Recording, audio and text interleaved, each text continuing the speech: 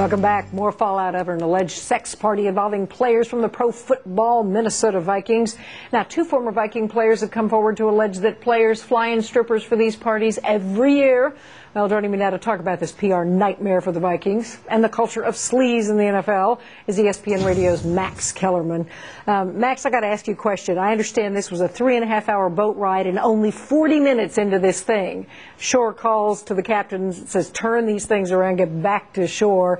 A lot of activity in the first 40 minutes. Well, this is not really news in the sports world. In the news world, in the crossover news world, people are shocked, but forget about the sports world. You ever been to a bachelor party? Me? No. I haven't either. No. And the reason I haven't is because what I hear goes on at bachelor parties embarrasses me even to think about. What happened on this cruise is not so out of the ordinary. If what alleged happened actually happened, it's not really criminal. And the people, I mean, the punishment for the players, if you engage in America in business and you engage in behavior that the people you're doing business with find inappropriate, they won't do business with you anymore. And that's what happened. They turned the boat around. You said something, and as far as I'm concerned, no, shock, surprise, there's gambling in the house. There were strippers and there was booze. But there was also, they're saying, hookers and drugs, those do come under the headline of illegal. Well, they said strippers. I haven't heard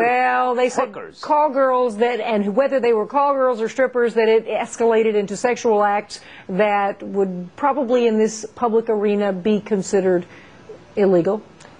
Maybe. I mean, that will shake out. We'll see. But so far, the only thing that I've heard that would be that sounds like it may have actually happened. There could have been. Look, it's an NFL party. There might be drugs. We know, but if there were sex acts going on in a public area, I guess it's kind of quasi-illegal. I mean, they did hire the boat out for a private party, but I guess technically, strictly speaking, it's criminal behavior. Okay, it's got to be criminally stupid, because I understand that they hired basically a company that has younger, teenagers or young 20s staffing this sort of thing, kind of a family company. Why didn't they hire a private yacht if they want to go slinking off and carrying on like this? It was a bad idea. I do think if you're old enough to be serving drinks, you're probably old enough to watch adults of consenting age engage in consensual behavior with one another. Yeah, well, they're in big trouble. They're now trying to blame their 28-3 loss to the Bears on this, I think. But there's something else that, to me, is lurking back behind all of this. These guys want public funds for a new stadium,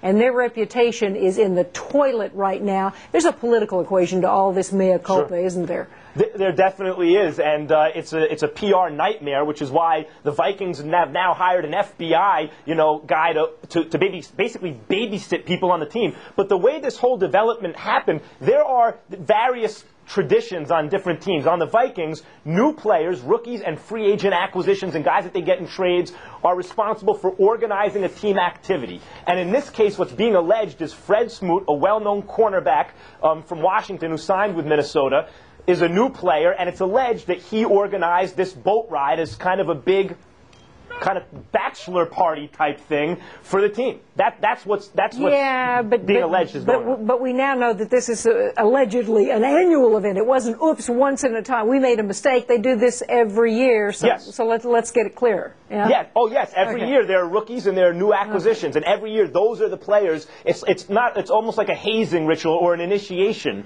process. Okay. Well, the team owner has come along and said fines, suspensions. Nobody is exempt from this sort of thing. What do you expect is going to happen? I expect the Vikings will be on their best behavior from now on, and I suspect that you won't be hearing too much more.